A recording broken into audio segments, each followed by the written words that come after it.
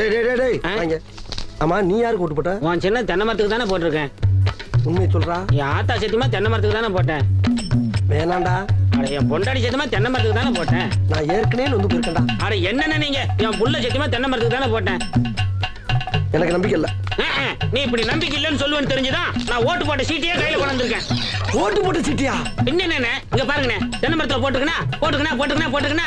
அட என்னண்ணே நீங்க எத்தனை வருஷமா நீங்க கெஞ்சிட்டு இருக்கீங்க தென்னை மரத்துல போடுறான்னு. நாங்க நினைவு இல்லாம இருக்கோம். 17 வருஷமா தென்னை மரத்துல தானே போட்டுக்கிட்டு இருக்கோம்.